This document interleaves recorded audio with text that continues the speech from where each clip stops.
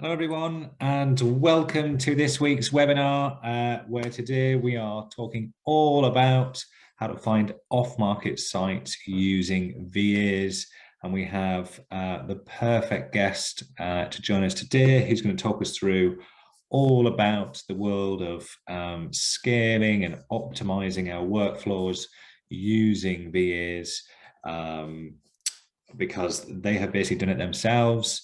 We're joined today by David Hartnett, who is the director of Mountbatten Estates, who I suppose as a very small introduction has come from being a sort of customer turned Nimbus Pro, where ultimately could probably show me a thing or two about using the platform. So someone who has used the platform extensively, and as I'm sure we'll come on to see with Dave's presentation, has used that to great effect to find opportunities, but he's been using Nimbus Maps in conjunction with VAs to really scale and optimize the way that Dave works and find those sites quicker and build that pipeline of potential opportunities. And we're all very lucky today because we're going to find out hopefully some of those secrets where we can all then learn and try and apply some of those within what we're doing as well. And if I just try and unmute you there, Dave, hopefully you should be, we should be there and should see you. Hi, Dave, how you doing? Yeah, all good, thanks. Andrew, how are we doing? You all right? Yeah, very good, thank you, very good. And I suppose before we kick off then, I guess, sort of what made you, sort of think of using sort of VAs with your sort of property approach for off-market site finding? I guess why VAs? I was actually kind of forced down that route because I'll explain it in a little while. Why I was actually forced down that road, but it was simply because I'd got to a stage where I was using your platform. We tied up quite a few deals, and I had quite a decent sized pipeline of developments.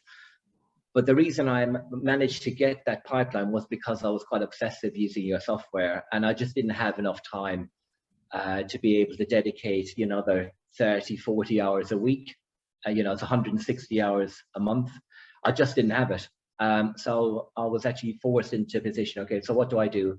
It was quite an easy choice: either look after the pipeline and forget about feeding top of the funnel all the time, or take on other people, train them up, and basically kind of outsource and automate that whole front end of the business. And that's basically how it all came about.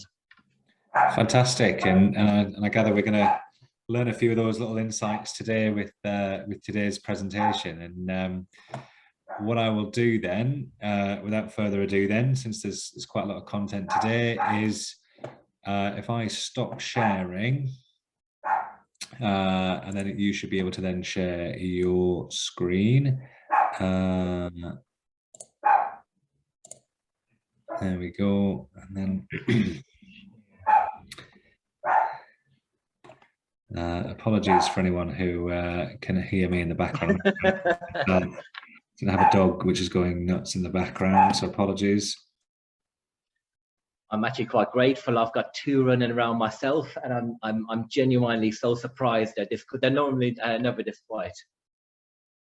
Yeah, I think there's someone at the door or something which is causing my my little dog to bark away. So hopefully it doesn't interrupt. I will mute while we hand over to you, Dave, and then I'll see if I can keep my dog quiet. Fantastic. Okay, so. All right, okay. So today's agenda, I think we are just going to cover just a little bit about how it all kind of came about, the journey, how I find, recruit, train, and yeah, probably a little bit of a deep dive into training as well, because that's quite relevant. What type of sites I found off the back of the training and the VAs, and the pipeline we've built. I want to go into too many because we do have I think it's about 9 different developments now, all either in legals or planning or pre-app stage. So I've picked out just 3 for now. I've got a small site, a medium site, and a slightly larger one as well, just to give you an idea of the different types of sites that can be found. And then I think it's over to you, Andrew, at that stage, to finish off. Okay, so the journey. So if I paint you a little bit of a picture where all this started. So back in March of 2020, I'll always remember the date because it was actually the same month COVID kicked in, and that's when I actually set up my business. It was literally like 2 weeks later. But depending on who you speak to, everyone will have a different opinion. They'll tell you either the best thing that's ever happened to them or the worst. For me, I can categorically say it's been life-changing, just from a business and financial point of view. So so I set up a Mountbatten, absolutely had nothing, no leads, sites, pipeline, zero, not even a business card or a website. And I knew one thing. I knew we needed to get sites, and I didn't know 100% what that looked like, but I knew definitely we weren't going to be sourcing it through the traditional means, such as estate agents, middlemen, brokers, commercial agents, all that, because I kind of had my fill. I am actually an ex-agent. I did have my own estate agents for a good number of years in London, so I was familiar with that process. I wore that hat for quite a few years, and I knew that can be quite difficult to try and build any sustainable pipeline using those means. So for me, it was quite simple. I needed to build relationships with landlords, purely because I knew you'd be able to tie up better deals for decent money. So from March to about September, October time, I was pretty relentless with Nimbus, if I'm honest with you. I was a bit obsessive, didn't have much of a life, but look, I wasn't out networking. I had no business meetings. I had all this disposable time, and I was finding 500, 600, 700, 800 sites a month, putting out that many letters. And around September, October time, that's where I saw some real traction. There was lots of people coming back to me at that stage. The system's fairly simple. You have your first letter, a couple of months later, you send out a second letter, a couple of months later, you put out a third letter. And then you obviously start to see some scale at that stage.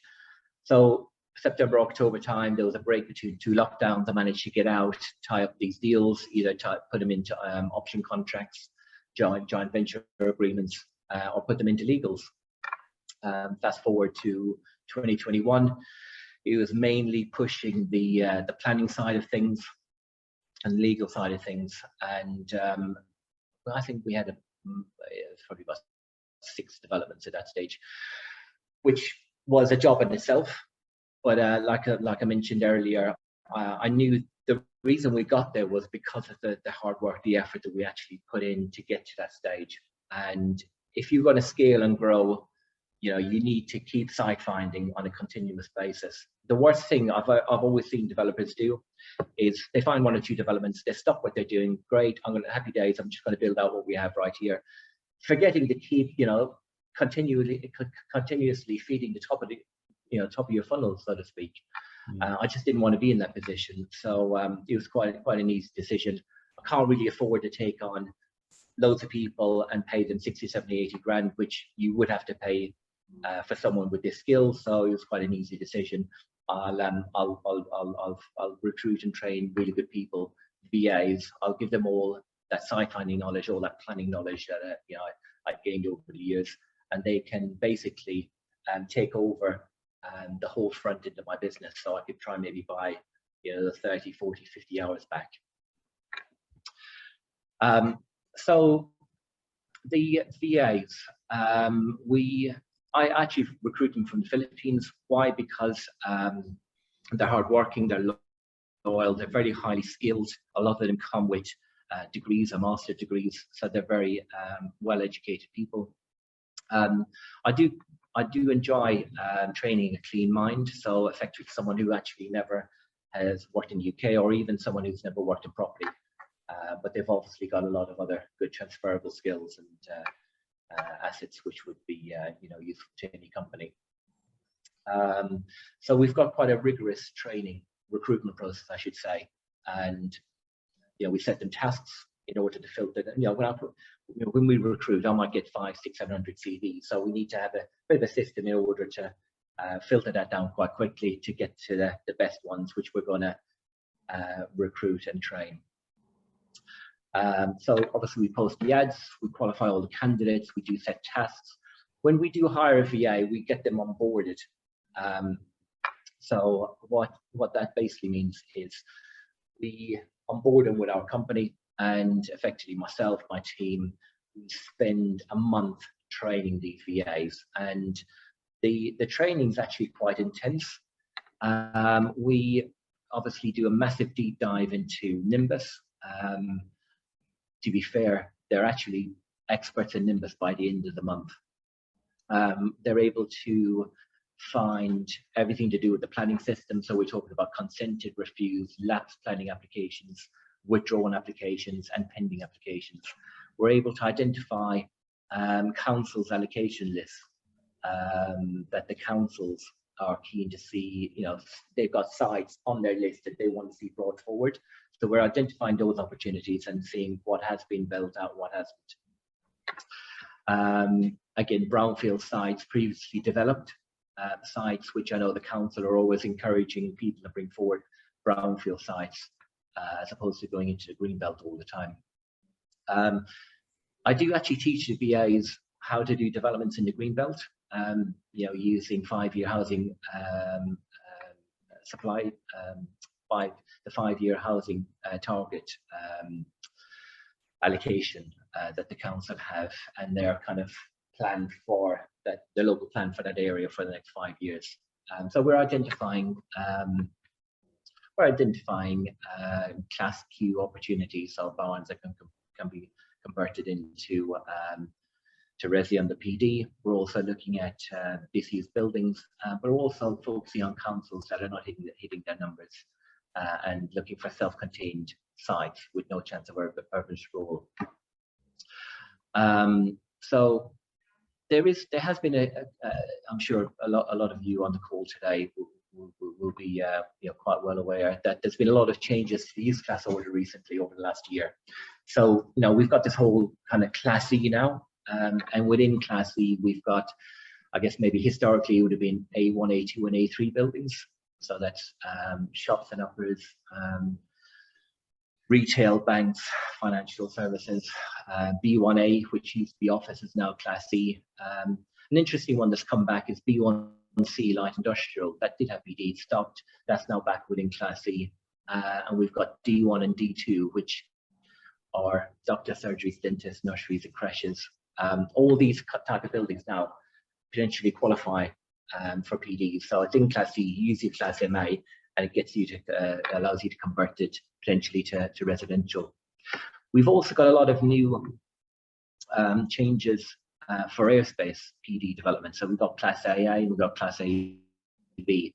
So certain buildings qualify for this, potentially adding another 2 stories on top. So the VAs get trained up on all the new PD for airspace, and to find these commercial buildings that now qualify for residential.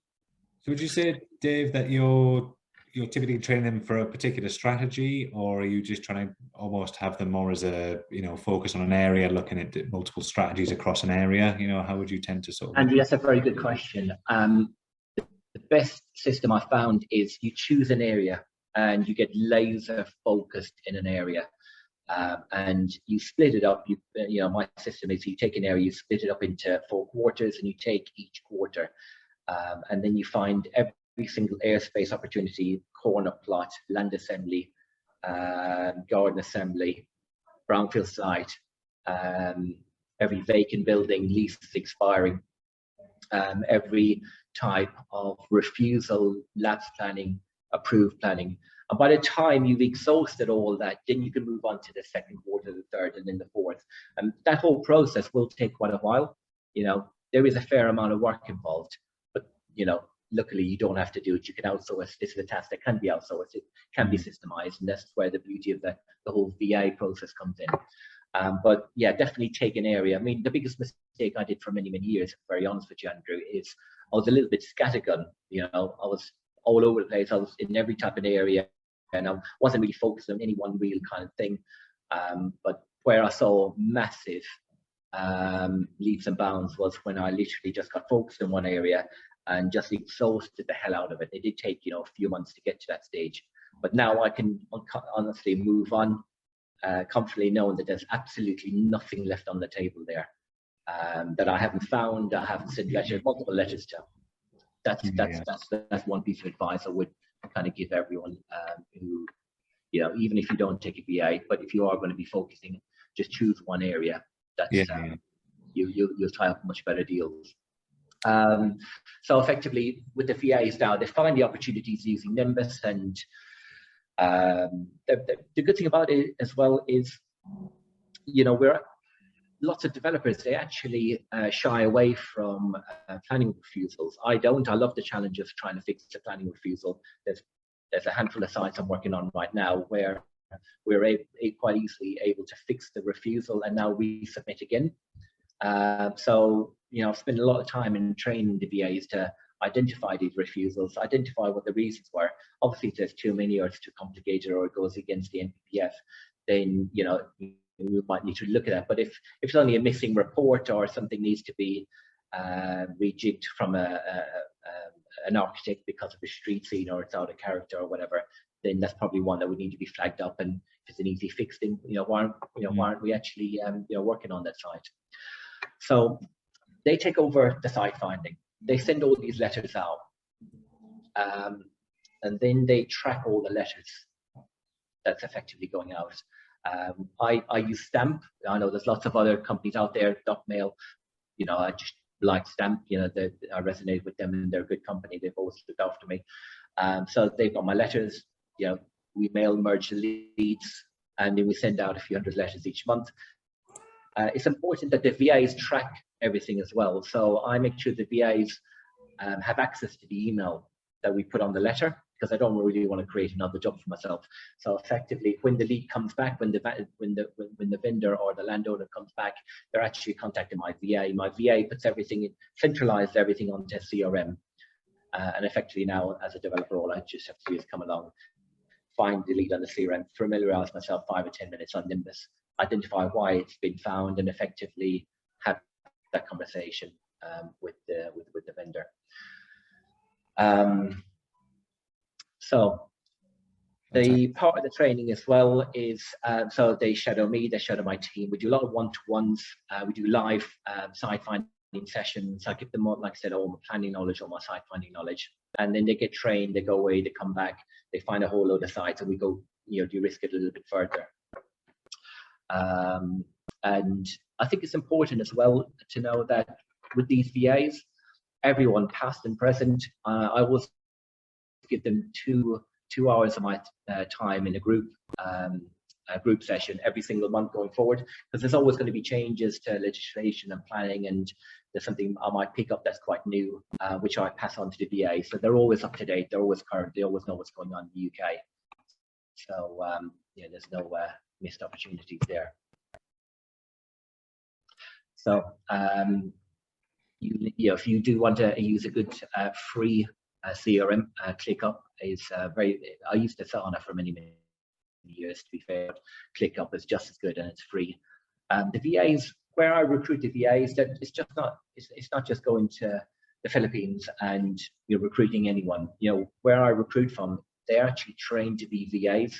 So they're trained on lead gen, data entry, great communication skills, social media. So they've got all the good transferable skills you'd want in a VA or a PA already, but just now that they've got the whole site finding, the planning all kind of merged together, which is a fantastic win-win.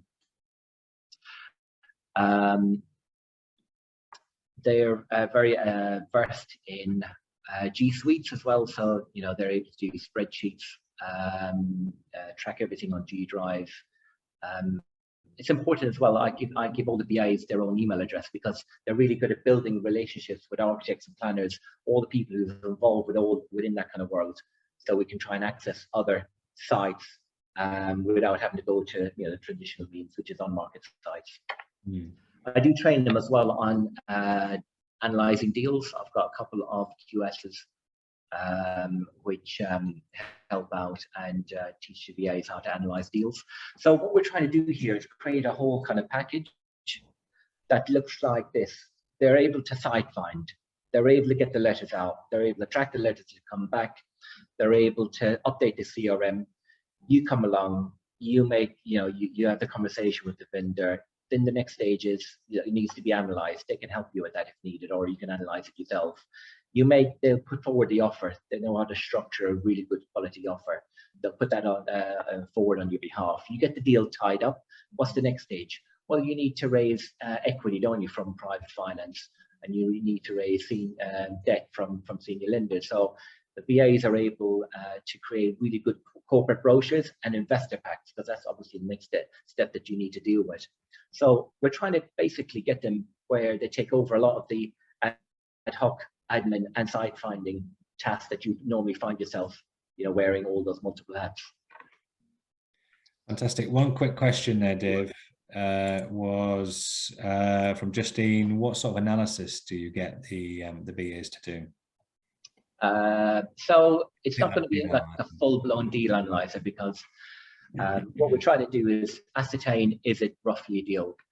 So if there is planning, we know how many units can be built there or converted, so we can work backwards from a GDV to get to the land value. But yeah, it's basically roughly seeing what can be built, what's it going to cost, what my build cost is, what can I afford to pay for it, factoring in my contingency, my profit margin, and whatever else that needs to be kind of factored in. So it'll give you if we're wildly off, then I know that's probably not a site for us. But if we're reasonably close and it warrants further investigation, then that's probably all we want right now, because then we can speak to our architect and redesign it, or we can speak to a main contractor to get some exact build costs, and we can maybe try and manipulate the numbers to make it work. Hopefully that helps. It's just to really ascertain. Look, if we're at 16, 17, 18%, just a quick deal analyzer, that's good enough for me. Then that probably warrants more investigation. If we're 15% off ever making this work, I probably wouldn't even look at it at that stage, to be fair. Okay, so yeah, I've kind of mentioned quite a few of the skills that they have. I have actually created a lifetime group, site finding group. They're all in there. They're all helping each other, supporting each other, because I think it's important that we've got a really good community, and it's quite endearing to see that they're all helping each other out, and they've got access to for that for life. They've also got access to me as well, ongoing, every month going forward. Okay. I suppose just a few questions. I know there's lots of different questions. I think we will get... Oh, you're breaking my flow here, Andrew. I know they're going to be picking these up as we go along, but I think some interesting ones here. How do you protect VAs from passing this data to third parties or using it with another client? I suppose it's quite an interesting one. I am trying to keep the flow going. I think some of these we'll answer as we sort of get towards the end anyway, so don't worry if you feel I've missed them. So if people like Jason, I will come back to your question later on. All right, so just coming to your question about protecting the data, these VAs, they don't know anyone in the UK. They certainly don't know any other developers, that's for sure. And even if they did, they wouldn't know what to do with the data. They're good at what they do. They find sites, in my experience, it's not a worry that you need to have. I've worked with quite a few, still working with quite a few VAs now. If that was a worry or a fear I had, I wouldn't actually go down this route. But honestly, that would be the last thing I would ever worry about, passing that data on to someone else. Yeah, and I think you know, like I say, if it ever got to it, then I guess you know, I'm sure there's you know they've got a reputation to uphold as well. That you know, ultimately they want to you know continue working for. In my experience, Andrew, these girls, they are so grateful to be offered a job. They're so grateful to be working as part of a good team. You know, and what I tell them as well is the skill set that they have is so valuable. You know, it's not easy. Not a lot of people can properly site find to this degree, to this level, with this skill set. That any developer would be so grateful to work with them. So, you know, why would a developer mess them around? Why would you want to mess a developer around? It usually will never happen. They're so grateful, they're loyal, they're trustworthy. And that's just my experience with working with VAs.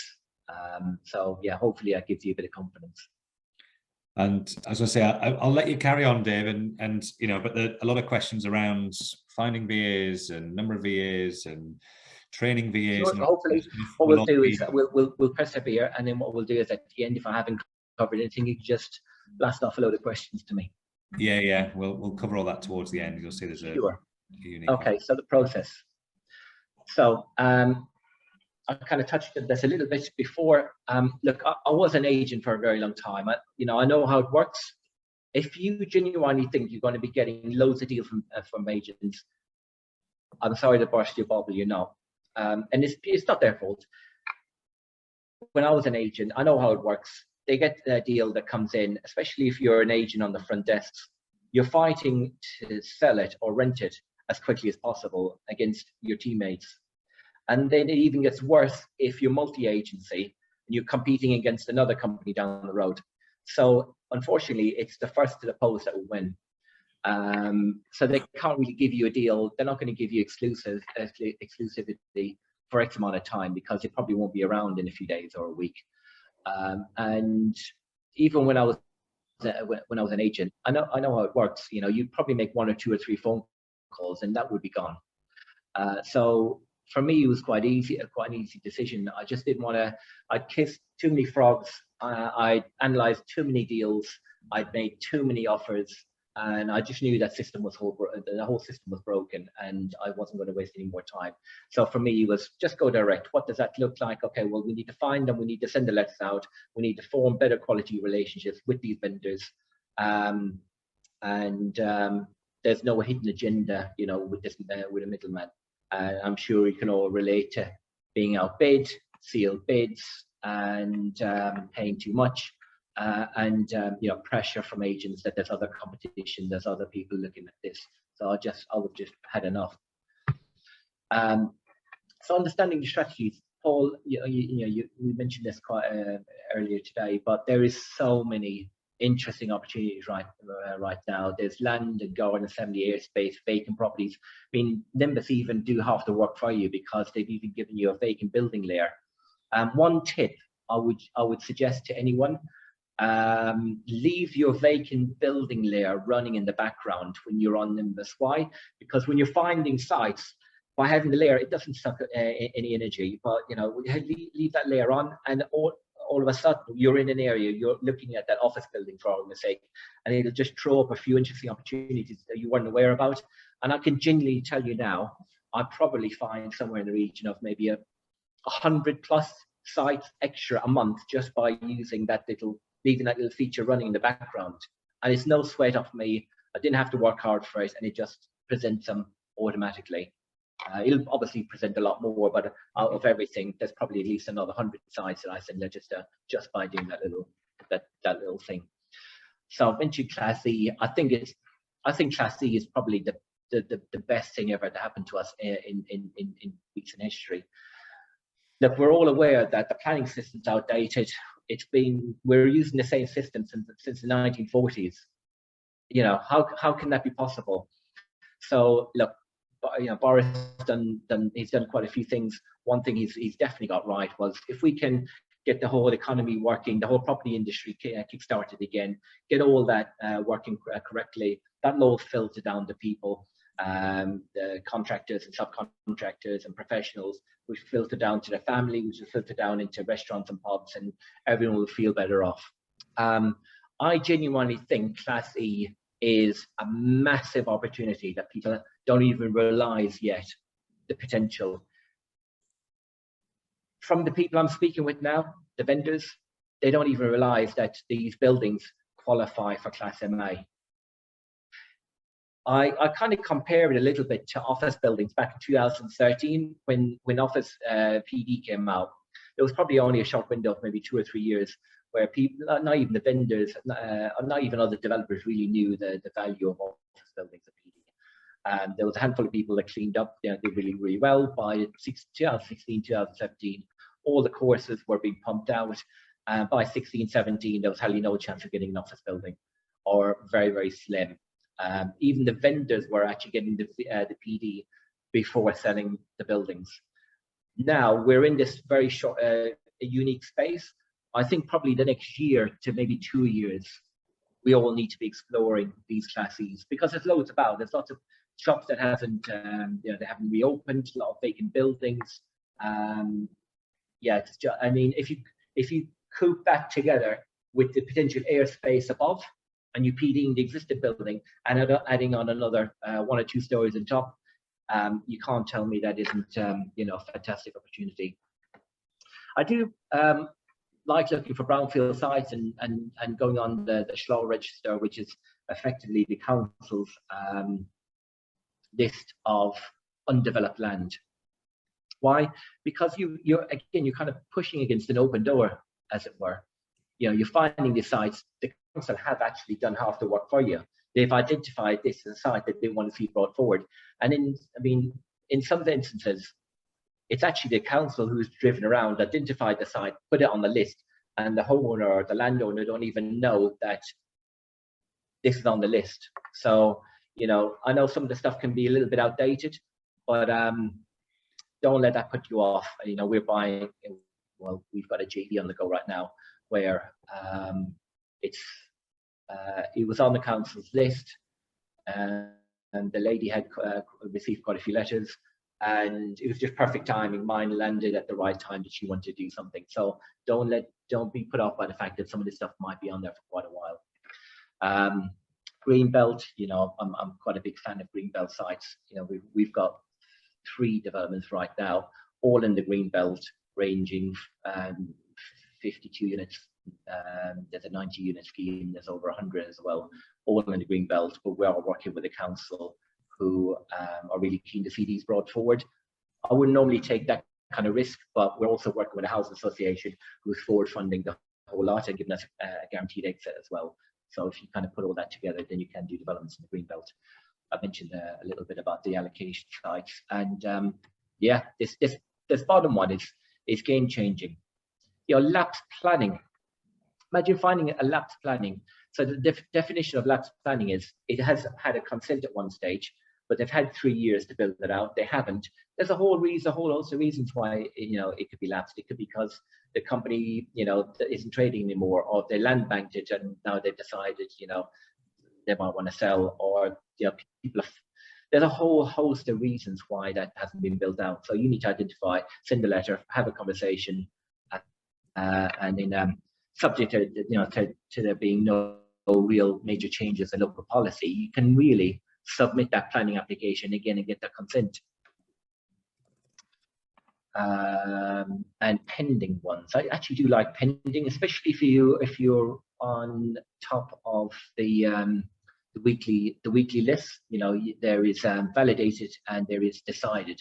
Validated means basically the application's just been submitted that week, so effectively only you, the landowner, and the vendor know about that site. And decided means basically it's been in the system, the planning system, for a little while, and they've just made a decision on it. So effectively, if you're on it quite quickly, you might be able to try and pick up that site before everyone else. All right, okay, so scaling your pipeline. I kind of touched on this a little bit already. So for me, it was quite easy. I knew the importance of keeping the top of that funnel going all the time. So for me, it was basically, I don't have those hours. I needed some help. Let's bring a VA on board. Let's train them up. Let's get them to take over my role effectively, while I kind of push forward the pipeline that we've built. start liaising with the professionals, the legal team, and the architects, and the planning officers and everything else. So what's interesting is what normally happens after probably about, I would say, 3 or 4 or 5 months, is this compound effect. So do you remember what I said? You've got your first letter a couple of months later, second letter a couple of months later, third letter. Well, by about month 5, you're always going to be sending out X amount of first letters, X amount of second letters, X amount of third letters, and that will stay like that every month. That's when you see some real massive growth in the amount of leads that start coming back to you, because you're going to be putting out a few hundred letters. I mean, even in worst case, I would say on average we're finding 200 to 400 sites per month, potential sites that I would love to develop.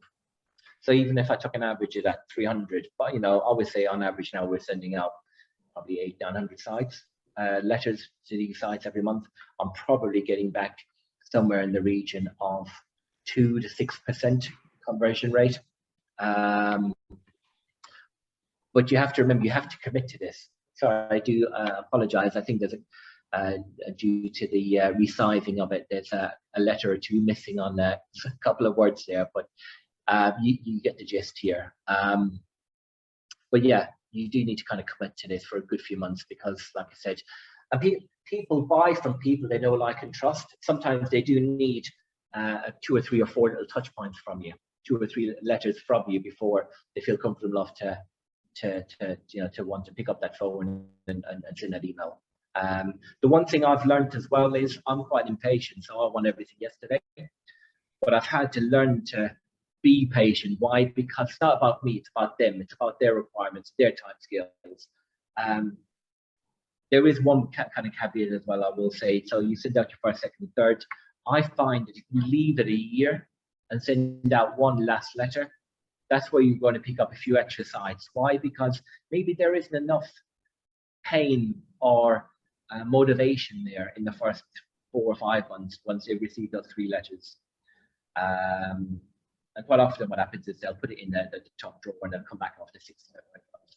But quite often what happens is if you send one letter a year later, something has changed. And I've had loads of reasons why people want to deal with me a year down the line and they didn't want to deal with me like a year before. It could be because one guy, he got retired and he just wanted to sell some assets now and free up some liquidity to enjoy his retirement. I had another guy whose daughter was getting married, so he needed to sell some assets. Again, there's always reasons why someone will want to deal with you later on down the line. So don't just dismiss the leads because you haven't got something from them over a few weeks or a few months. Keep it, do one follow-up a year later, and fingers crossed, hopefully something will come back. So once those letters go out, it's very, very important to have a CRM. I will say I was never a massive advocate of CRMs because I just didn't want to create another job. I'm quite busy. I send in emails and meetings, phone calls, you name it. Where am I going to find the time to try and track something on a CRM? But this is the beauty. The VAs do all this for you. So once the lead comes in, they put it down and then they attach all the planning documents. So basically, you've got everything centralized in one go. So all your professional team can like plug into it and add all their kind of follow-up comments and everything following that. I think it just professionalizes it, doesn't it? And I think if you're dealing with multiple people, it's difficult to, if you're on your own, then you can maybe, in your head, although it's probably easy with a CRM to keep on top of it all. But once you start getting 2-3 people involved, then CRM just helps to keep it all in one place. Never knows where you're at with that particular lead. But I'll leave you to it. Apologies, Dave. I didn't actually realize some CRMs as well, Andrew. What they allow you to do is you're allowed to email from your email to this CRM. So basically uploads all the maybe the email trail that you've been back and forth with your professionals. Also all the attachments that are in that email get uploaded to CRM as well.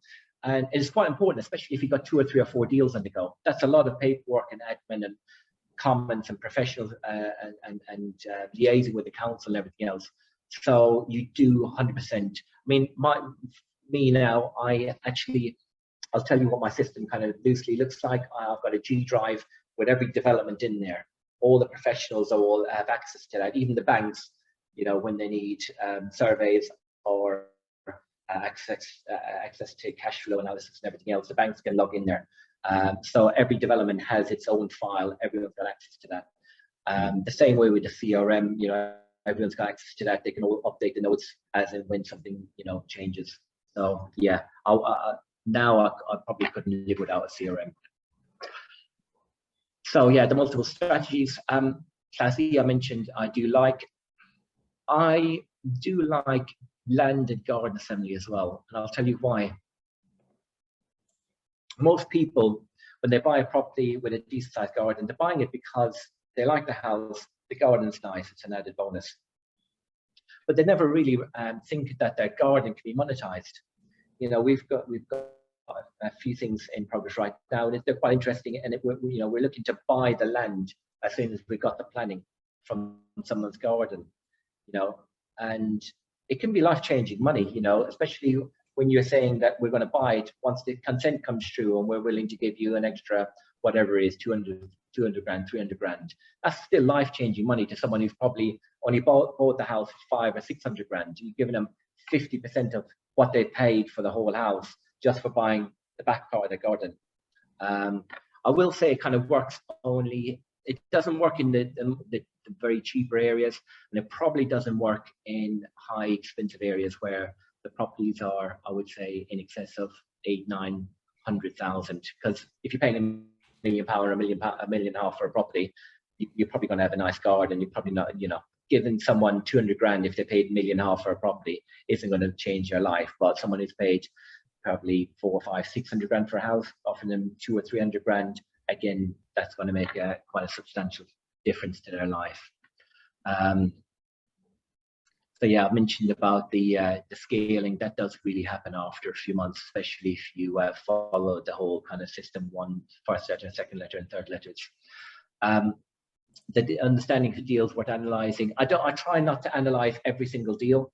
Basically, what I try and do is, it's very important for us to find the sites, get all those letters out, and you're never going to be bombarded with loads of people coming back straight away. It's going to be a trickle effect. You might have 4, 5, 6 people contact you straight away, but then over the next few weeks, you're going to have a handful of leads coming in, and that's manageable. I can deal with that. And out of those ones that come back, they're the deals that I only analyze, because doing it anything before that could be a waste of time and money. So yeah, the VAs now are well versed when it comes to analyzing the deal, looking for the opportunity, presenting the offer, creating the brochure and the investor pack. So effectively now, I've got to a stage where that whole bit is kind of systemized and automated. So what do I look for in VAs? Again, these VAs do have really, really good transferable skills. So attention to detail, trustworthy is quite an important one. They're very loyal, I've found over the years as well. Fantastic communication skills. You probably wouldn't know that English isn't their first language. You know, writing, I would say, is easily a 9 or a 10. Speaking is easily a 9 or 10. I mentioned the online community for VAs.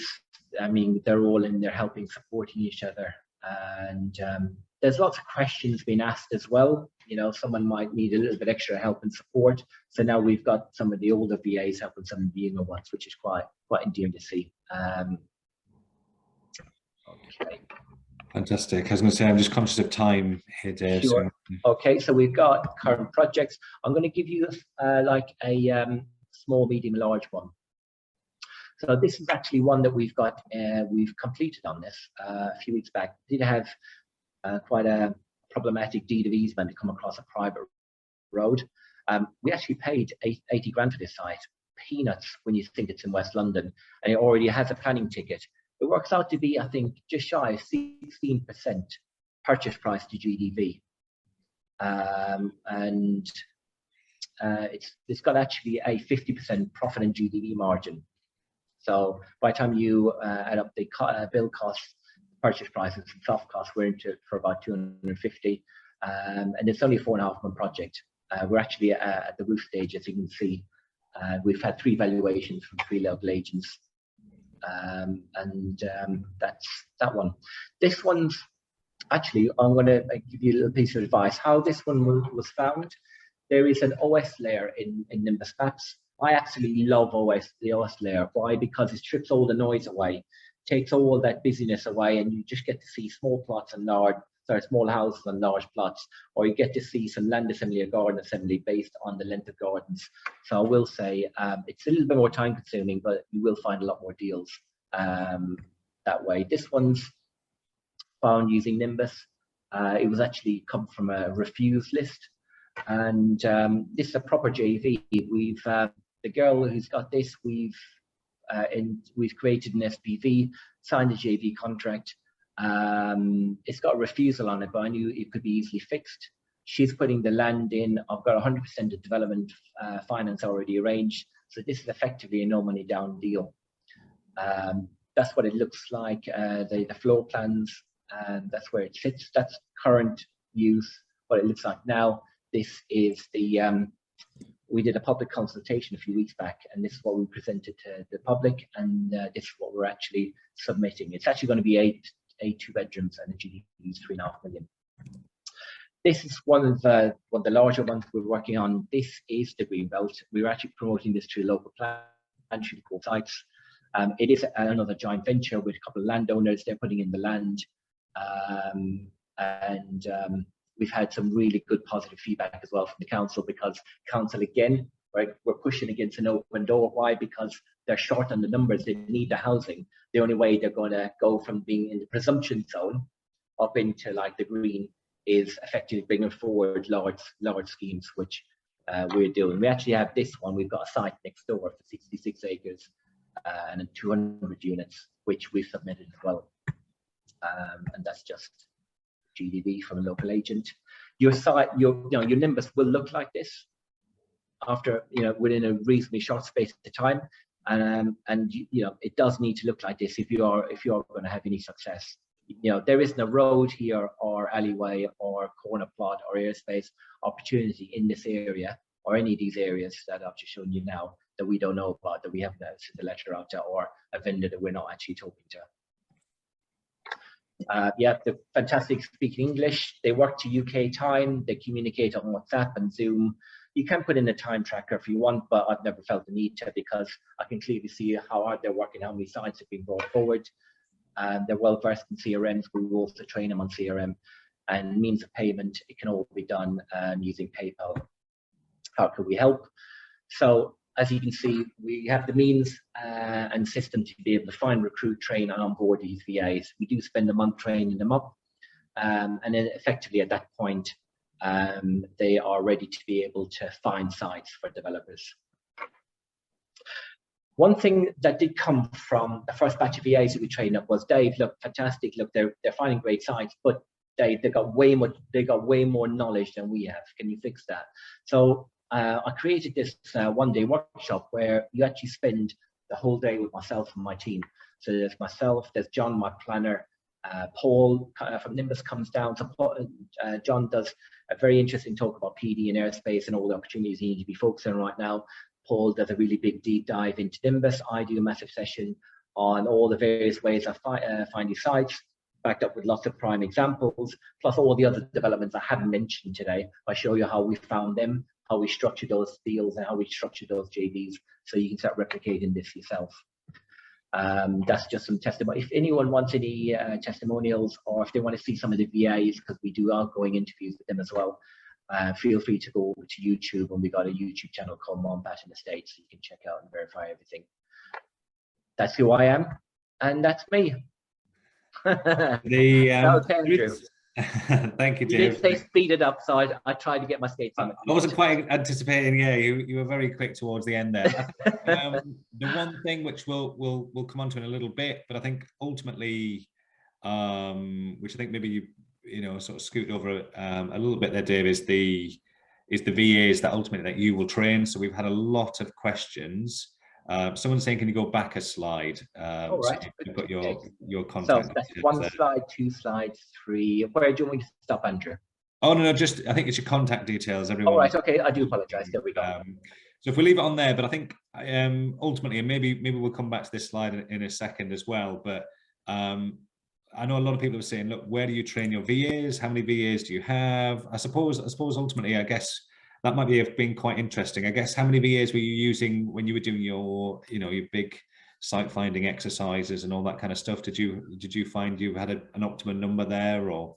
I would say when I was doing it myself, I literally lived on Nimbus, so I didn't really have a life. That's fine. I knew what I needed to do. But once I got the first VA, I would say on average, she was finding somewhere between a low range 200, high range probably somewhere around 400, 500 sites. Every month, sort of thing. Every month going forward. Yeah, exactly.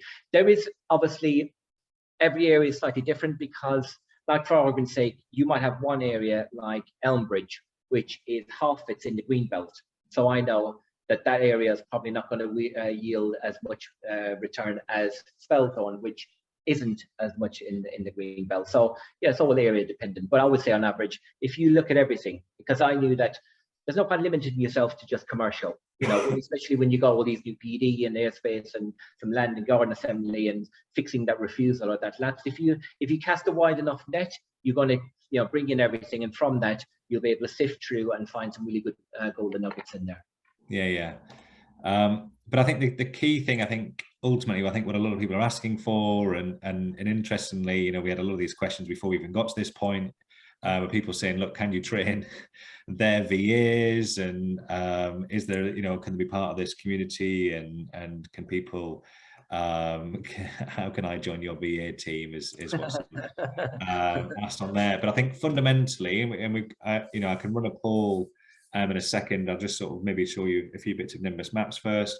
But ultimately, that is what Dave is looking to do, and we're looking to obviously help and support Dave through that as well, is to essentially provide that training to VAs. So, all the process that Dave has gone through in terms of finding good quality VAs, training them up to be expert site finders, using Nimbus maps to make them super effective, to find, like you say, depending on the number of hours that you want to obviously to pay for ultimately of their time, then like you say, you could be finding 200, could be finding 400, 500 sites a month, depending on obviously how much time you dedicate to investing in that VA. But ultimately, you could do that through Dave. So what we'll do is we'll run a poll towards in the next sort of 5-10 minutes, where then you can then mark off if you're interested in potentially speaking to Dave and his team around getting a trained VA and working with Dave and his team to essentially, get that training and then provide you with a pipeline of sites each and every month. Then that is something which obviously Dave can help you with, and we'll have the poll at the end as well. Which one is everyone keeps saying about the poll? So I'll tell you what, Andrew. What I will say, there is one recurring theme I've noticed, and I've spoken to a lot of developers now. The biggest problem everyone has is they just don't have the time. Some of them don't have the knowledge, unfortunately, which is fine. We can help that on the workshop. I will say as well, one thing I haven't really mentioned is everyone who ends up working with us, we do charge for the workshop. Anyone who ends up working with ourselves and Nimbus, I'm willing to allow them to come on the workshop for free, even though we do charge several £100s for that. So that's seen as a bonus. So you actually learn this content yourself. But the biggest theme I will say is everyone is either cash rich or time poor. They have businesses, they've got staff, they've got other interests. They just can't find another 20, 30, 40 hours a week to do it. And I promise you, if you think that you can come in on an evening and do a couple of hours here and maybe a couple of hours on the weekend and expect to get amazing results, I'm sorry to burst your bubble, it will take you 50 years to get anything substantial. So look, it's obviously an important task, but it's a low priority task in terms of your time. So let's outsource that, let's automate it, let's get people finding those sites so you can literally sift them, find out, and pick up those interesting opportunities. Yeah, absolutely. And I think ultimately there's a few ways which you can further enhance that through Nimbus Maps as well. So obviously, Dave and his VAs have been using the Standard Elite platform. And as David alluded to within the middle of the presentation there, we have Elite Plus, which is then an opportunity to sort of do half the work for either yourself or for the VA. In terms of that site finding, it's narrowing down and almost doing a little bit of the work in terms of that assessment of that site and whether it's a viable site or not. So obviously, you can then obviously combine that as well. Ultimately, if you have Elite Plus or have Elite Max, and you want your VA to have Elite Plus and Elite Max, and that's obviously just going to speed up their ability to obviously work through sites and find more opportunities as well. So like I say, there's multiple ways of trying to sort of get more out of it. But one of the things is then being able to use Nimbus Maps. So just to give a flavor for anyone who is new to Nimbus Maps, this is a little bit about the Elite Plus packages, but I'll come on to that in a second. But I mean, I might as well just look in Spellthorne and we'll talk about that. Easy now, Andrew. Me and you could be falling out here. What's one is, Dave? I think someone made the comment of if you've absolutely scoured the area, is there anything left for anyone else? There is absolutely. You're more than welcome to go ahead. There is absolutely nothing in that area that I don't know about, or I'm not speaking to a vendor.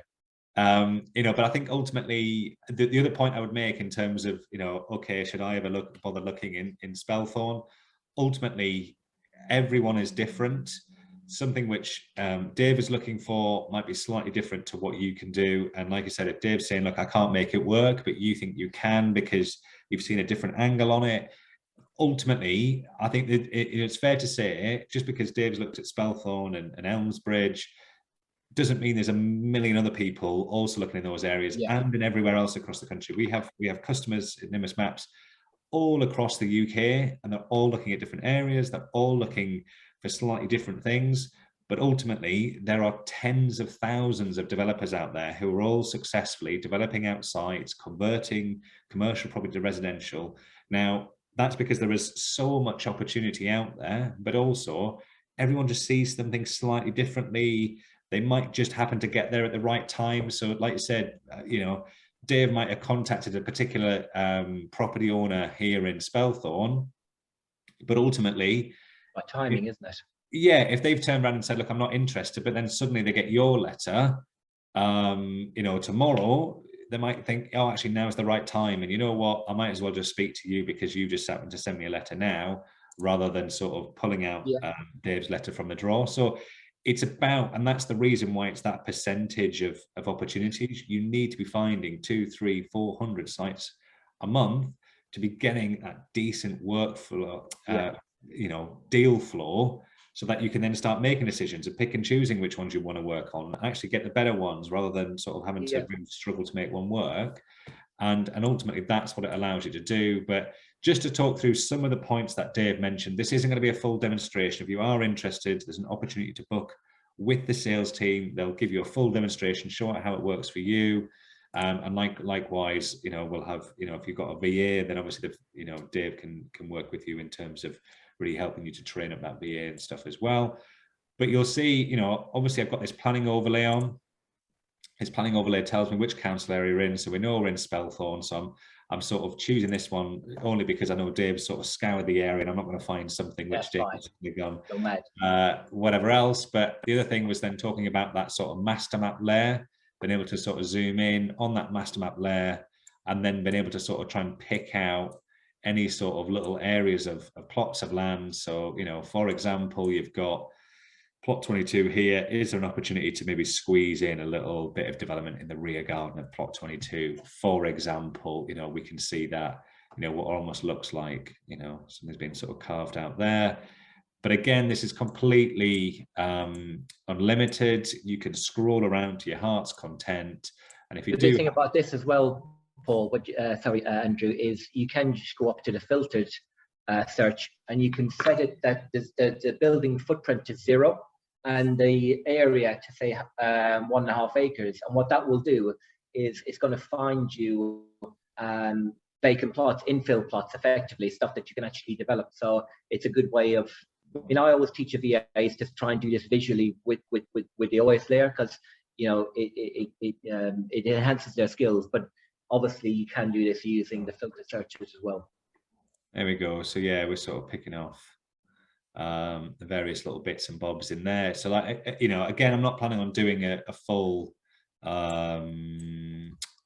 demonstration here, but it is just to sort of show, obviously you've got those filters, you've got lots of tools to help you find the sites, but master map is probably a key one for looking at those little plots of land that might be available, like how can we get access to here.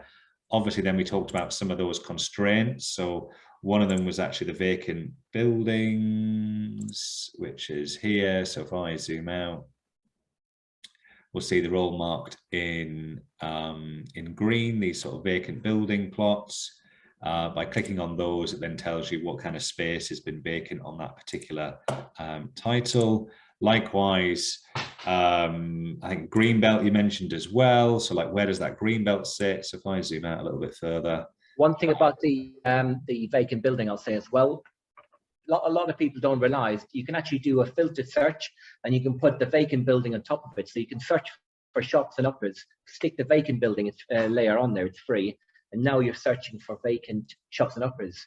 You can do the same with office buildings, vacant office buildings. It's just incredible when you power up, when you add these layers together.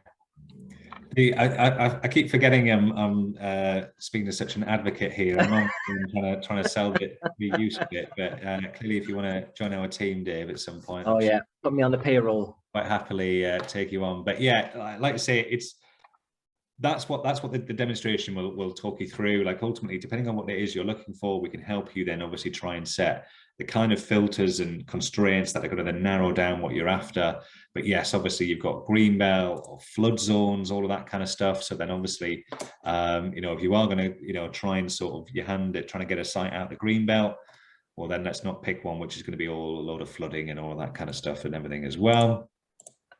And alongside, if we do happen to find a site here, and again, that comparables and understanding, how to appraise these particular sites, then we have all the comparables information again. So again, if you're trying to sort of get a feel, what are values like in this area, we can now see that this area is coming out at £515 per square foot.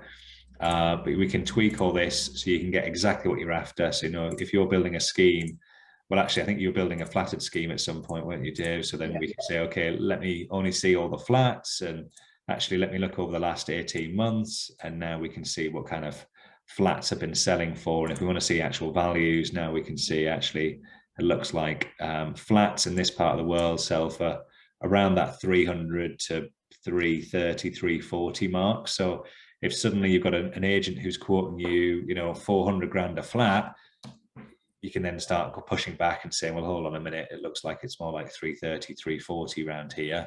Maybe 350 if you're going to be coming in with a brand new scheme. So really, really quick and easy to appraise, to basically find those opportunities, appraise them, check the planning on them as well. So finding all those planning applications, I suppose I'll use that as the final point before we open it up to a Q&A, but we're in Spelthorne. So again, through this planning section here, we can go to Spelthorne, residential opportunities. If we do want to find, say, withdrawn or refused applications, we can obviously just highlight those specifically. But for the moment, I'll just do the whole search, and then I can show you how that sort of filters down. But ultimately, this takes all of that sort of search criteria, puts it into an Excel file, which I'm just waiting to load up on my machine. And what you get is, let's get rid of all of those. So then you end up with this Excel file. You have the list of all your application links here to go through to Spelthorne. So if you want to look at the details of this one, find out some of the reasons for refusal, then you can obviously click the link to take you through. There's your description of all your applications. So now we can see alterations to create 4 times 2 bedroom dwellings, and that was actually refused. So, if you wanted to use Dave's strategy in Dave's back garden, then clearly we can click on this particular link. We can get up the details for this particular application for 2 dwellings, a full application that was refused. and then through, I'm guessing, the documents. There you go. There's the refusal notice. And then we can pull up the details and we can see the notes as to why, what was it, the 3 reasons that were given for refusal. And again, like I say, being able to then work with a planning consultant to say, well, look, do we think we can overcome these particular reasons? You know, so like, it looks like this is all just about are these the actual reasons? Here's the reason, there we go. Proposed development by reasons of alteration of the site would have an unacceptable impact on the amenity of the occupiers of Unit F2, impact on outlook and increased noise and disturbance. So again, work with the planning consultant or maybe checking some of the reports around sort of noise and things like that. Is there something we can do to overcome those? But again, through Dave and the training that he provides to the VAs, your VAs could be doing that work for you and trying to find obviously where they think there's an opportunity to overcome issues like that. But obviously then you can, or they can present you ones with that are a bit 50-50, and then you can work with a planning consultant to make the final decision. But ultimately, like I say, there's lots of tools in there. And fundamentally, you can see the different sort of packages here. But the one thing we do have, I know someone was saying, how many licenses do the VAs have? I suppose there's an element of, I guess, honestly here in terms of one of the recent updates we made at Nimbus Maps is we're now ISO 27001 accredited. And for anyone who's not a tech geek, that basically is your effectively like cyber security and essentially information security that we have within Nimbus Maps. Now that we're accredited, there are certain elements that we have to put in place to show that we are being obviously safe and secure with everyone's information.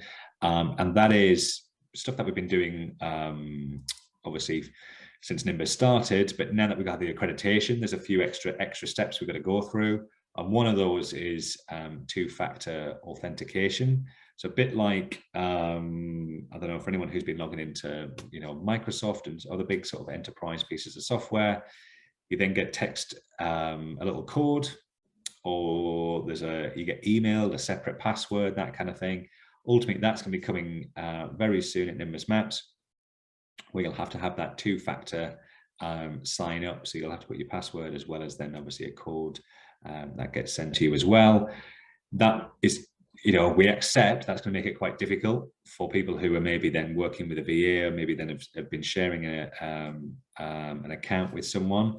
So as part of that, and as part of today's session as well, we want to offer a 50% off for additional users. So there's a bit of an honesty box and a sort of a gesture from our side as well to say, look, we know it might be, you know, you might have been using a bit of sharing. That's going to get a little bit more difficult, and therefore, let's get you an offer to make sure that you can then make that switch, that you can continue working effectively as you can. Not only that, obviously, if you're working with Dave to basically get some trained VAs, those trained VAs will need a license through Nimbus Maps as well. And so again, as part of that, you know, to make sure that it's hopefully as painless as possible and smooth as possible through that journey, and then obviously we'll provide that 50% offer. That offer runs till the end of next week. So obviously what we can do is run a poll to say, look, is anyone interested in adding an additional user to their account? And this is to your account. This isn't to, is a separate account. This is when you're responsible for the payment of all the users within your account. You can then obviously add an additional user for 50% off. It doesn't have to be for your VA. If you've got a partner that you're happy to be working with, you can use this offer. And likewise, if you do then take any VAs through Dave, then you'll need obviously a license for those as well. You can take advantage of this offer. This shows you obviously what you get with Elite, Elite Plus, and Elite Max. Ultimately, Elite Max is giving you all of those different strategies. So whether you're looking for commercial conversions, plots of land, HMOs, Elite Max gives you the whole lot. Elite Plus allows you to choose one of those strategies. If you want to be really targeted, you can do so. But notwithstanding, Elite gives you all of those essential tools to be able to find those sites regardless. It might just take a bit more time, but you might want to then weigh that up with a maybe a very skilled and highly trained VA. Maybe you then want to get that balance. So it's just something to factor in. For anyone who is interested, feel free to scan this QR code, and that will then allow you to book a call with a team. Anyone who wants to book a demonstration, see how it works, obviously use that QR code as well, or click on this link. So what I could do is I could just post this to the chat as well, so that everyone has that. And then what we'll do now is I'll run the poll. So basically, if anyone is interested in getting an additional license, whether for a VA or just for a business partner or someone that you're working with, then fill that in. If you are interested in working with a virtual assistant, and I would say this is we probably were a bit undercooking this question here. That's basically a trained virtual assistant, and that's trained by Dave and his team there. Then click yes to the second one. What will happen is David's team will give you a call just to sort of talk through how that might work. I think we're just trying to ascertain numbers and all of that kind of stuff to work out how many VAs and all of that kind of stuff. So if you are interested, then obviously Dave will speak to you about how that might work and ultimately talk you through some of the details around that. And likewise, and then obviously you can speak to us and make sure that you get your license for them as well. So I'll just leave that running a second while I try and look through some of these questions and try and make sure that we've just picked everyone's questions off. But we've certainly got a good 15 minutes before I'm on another call. So hopefully we'll get through as many questions as we can. While I just Andrew, if there's any ones that haven't been answered, look, everyone is free to message me. Ping me an email, contact me through the website. I don't mind. It'll still the team will get it to me, and I'll come back to you individually if needs be. Yeah, fantastic. I suppose some quick questions just while I try and get heads or tails and see where we're up to. Sure. Alex Gardner said, do you pay £3 for the owner's name, or do you just send the letters addressed to the land, to the homeowner rather than necessarily to their name? Okay, that's a good question. Now, it depends on what strategy you're doing. If you do more land assembly, garden assembly, that is going to be privately owned, and that there isn't a database for that. So, well, there is the land registry. You just have to buy it direct. If it's within a company structure, it'll be Nimbus is connected with Company's House, so they'll be able to pull that data down. There is actually another way I've trained the VAs, which is to check the planning history. Why? Because even though it might say privately owned, if you go to the planning history and check out the application form, it'll normally tell you who the owner is. So that's maybe another way you can actually find the owner's details without paying the £3 to land reg. That's a nice little sneaky tip, that, to be honest, Dave. Yeah, so that is, am I still sharing my screen? I am, aren't I? So that is, if you go along here, so like this application that was refused, obviously we can see who the owner is, and the owner in this instance is a company, Chart Green Limited. However, all these ones that are blank, they are privately owned. So we could go along even further, and then we can see an applicant name. So like I say, if that is, a privately owned house, then there is a good chance that Balpreet would be the owner of that house. And not only that, you can see their address there as well. So again, you could correlate that back to the address of the property. And unfortunately, it is slightly different. So again, it's making that call, isn't it, as to whether you want to write it to Balpreet or you want to write it to the homeowner, or pay the £3 and get their details. Right, I am conscious that I'll keep working up through the list, so don't worry, I will keep working through them, and we'll try and get these. What is the price for a trained VA and workshop for us? I think ultimately, we're still trying to sort of just work that out based on the sort of numbers and how many people we might have to train and all of that kind of stuff. But yeah, you're looking at typically sort of normal rates of pay, depending on, you know, and one of the key things is obviously, and you know, feel free to jump in, Dave, if I'm going off topic here, but ultimately, how many hours a month, you know, is Yeah. quite a key component of that, and obviously, you know, it is a significant you know, commitment that you need to make if you really want to get that deal flow. Having someone spend 5 hours a month is going to struggle to get you, you know, a decent number of sites. Having someone spend 40 hours a month is then going to get you, you know, a lot more. And likewise, then how many months as well, you know, sort of factors in. So I know a lot of people are asking. I think right now, you know, we don't have that rate in terms of what it's going to be, because I think ultimately we need to factor in obviously how many people we need to then train and everything else. But Obviously, the more people that sign up, the cheaper it's going to get, isn't it? Because you've got economies of scale, haven't you? yeah. Ultimately, you know, like I say, Dave's got to factor in all that training cost.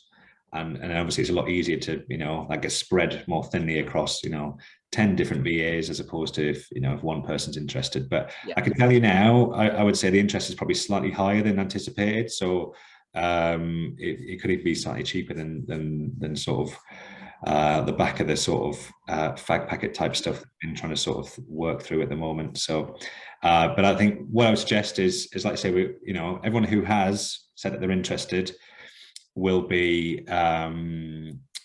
contacted, and then we'll talk through sort of numbers and things like that over the next few days. Where does Nimbus get its data from? From vacant sites. The vacant sites comes from a data which ultimately it's a third party which ultimately brings it from the councils, and ultimately when you have to notify that there's a vacant building, the Are you connected to the VOA? yeah. So it's a combination of the VOA and the council that they do a bit of cross-referencing. The one thing with that, I would just say there is a bit of a lag in that data set, so that, you know, you'll see it's in beta at the moment. The team are trying to get that lag down as best they can. But ultimately it's giving you an indication that even if it's not vacant this second, you know, because ultimately if someone turned up tomorrow and jumped into that building, we'd still have it probably flagged there on the system as vacant.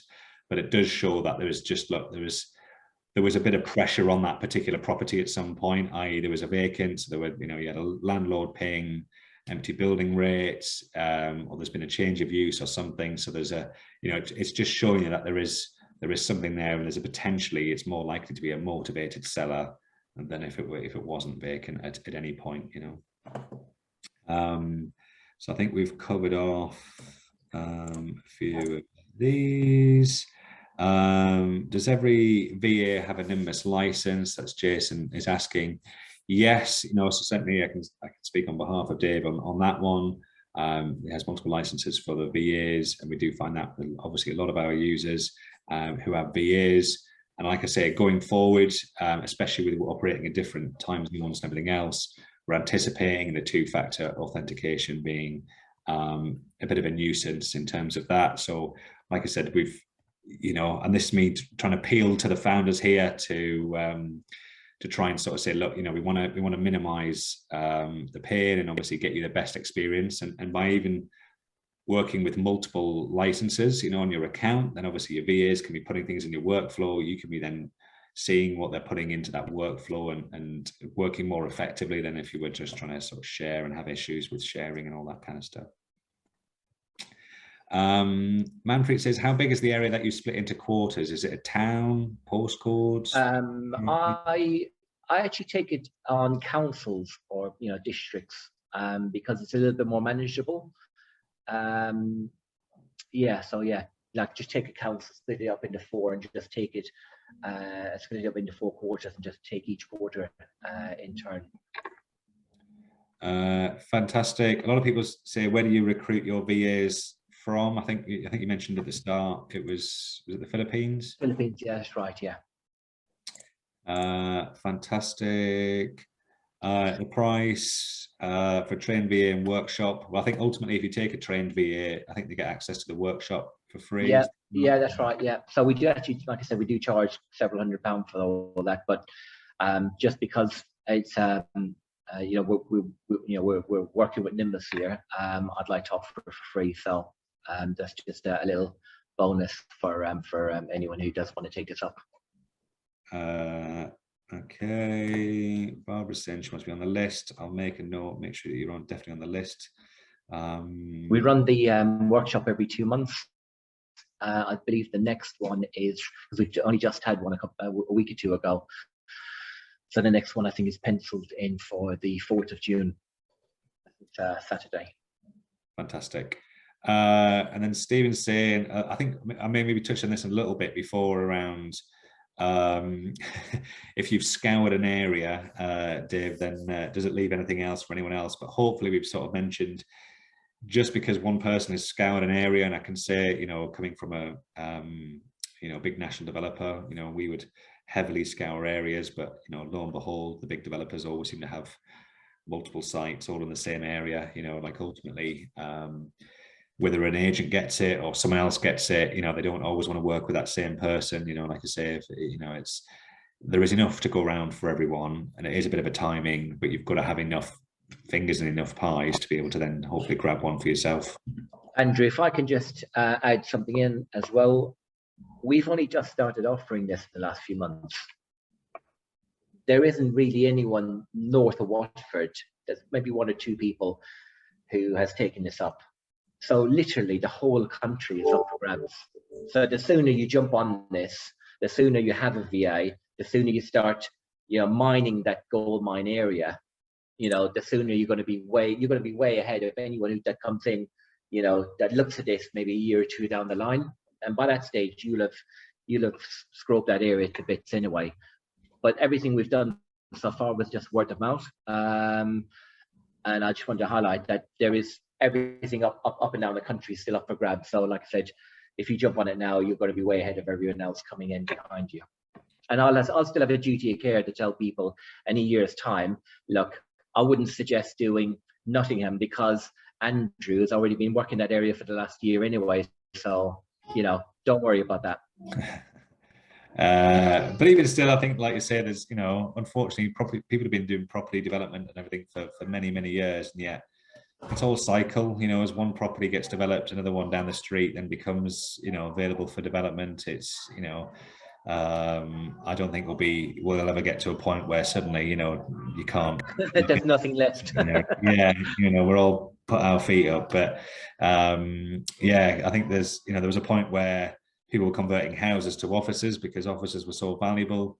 Now people are converting offices to houses and residential because it works out more beneficial that way. So it will just be one big cycle, and different areas will cycle quicker than others, and all that kind of stuff. So, well, look what the government's given us in the last year alone. You know, you've got D1 and D2 buildings, which are historically really difficult buildings to convert, you know, and get planning on. So now doctor surgery, dentists, nurseries and creches all fall within Class E, or potentially, you know, they had a community use buildings.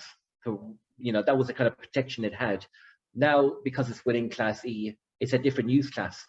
So it's a lot easier to get planning on these buildings. And that's something that's only just come in the last year. So look, every year, every few years, the government makes some changes and, you know, bring out new PD and, you know, allows you to do something with something else. So there's always going to be opportunities out there. Yeah, fantastic. And I think we've more or less answered all the other questions. If you have a VA already, will your team train them? That is a very good question. It sounds like I've actually planted this guy, but I don't actually know Owen Phillips. But that's a really good question. I've got a good answer for that. Because I'm conscious that this is so new and there's going to be a huge amount of people interested in this. Myself and my team, we've been working really hard behind the scenes, filtering those hundreds and hundreds and hundreds of CVs down, setting all those tasks.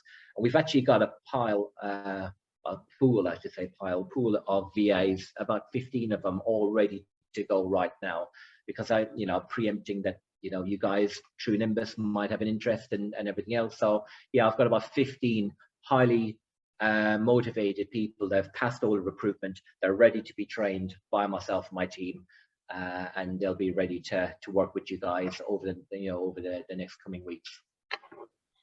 Yeah, fantastic. And I suppose, how long does it take to get them trained? I guess, you know, like I suppose it takes me a whole month, because the whole planning system, site finding, the educating them on different strategies, even the whole train. Now they're experts in Nimbus. You know, to do all this properly, I can't do it any sooner, but I can do it in a month. Yeah. Okay. And there's a whole program. You know, each week is separated into days. Every day is separated into multiple hours. And they do certain things within a certain time frame to keep on that program, and it lasts a whole month. Yeah. Okay. How many training days for us if VAs get a month? And I suppose you, in terms of the training for the developers, you know, for the people here on the call today, I think you said you have is it one training session every week? So effectively with the workshop, that's the reason the workshop came about, was because people said, look, Dave, they've got fantastic knowledge and training and skills at finding, but, you know, can you kind of teach us a little bit? So that's where the whole workshop was born. So you spend from 9 in the morning till about 6 o'clock in the evening, the whole day with us, myself, my team, teaching you all this stuff, showing you how to put the land assembly together and the garden assembly, and how to look for those interesting airspace opportunities, or how to fix that, you know, planning refusal. So we put it all together, and it's all condensed into one day. And then we live site find at the end of the day, putting all John's knowledge, Paul's knowledge, my knowledge together, so that you're able to apply it, learn it all, apply it, and go, you know, walk away confidently knowing what you need to know. Fantastic. I'm conscious we're sort of dramatically running out of time here. Feel free to just ping me a bell. I'm sure there's quite a few questions that haven't been answered. So look, feel free to message me, and look, I'll email everyone back and just, you know, answer any questions that didn't get answered today. Yeah.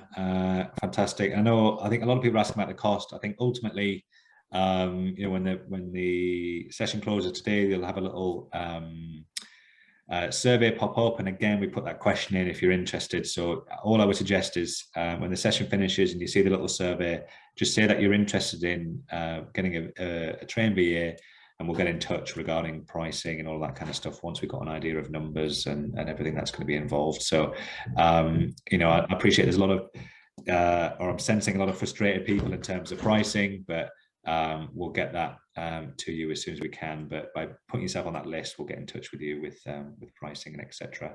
But again, I think the one caveat I would put is depends on how many hours, how long for, all of that kind of stuff, you know. So just bear that in mind as well, you know, when you're thinking about this. Okay, fantastic. Well, I think that leaves me, hopefully we've picked up all of the different questions. I think the only ones left are a lot of sort of pricing questions and all that kind of stuff, but hopefully I've answered everyone's questions. I think certainly by given the number of questions and everything else, we've had a very good engaged group of people, especially thanks to your fantastic presentation, Dave. I think it was really insightful in terms of I suppose I can stop sharing that actually, and that'll probably help. Everyone can actually see us, but really insightful in terms of really that optimizing and scaling with Nimbus Maps in terms of your development journey. And hopefully you found a few little tips there, and hopefully going forward we can potentially help you with VAs as well. Thank you very much then, Dave. Really appreciate your time today. And thanks everyone else for joining us today. I wish you all a fantastic rest of the day, and we hope to see you on another webinar very soon. Thanks a lot now. Lovely. Thanks, guys. Best of luck.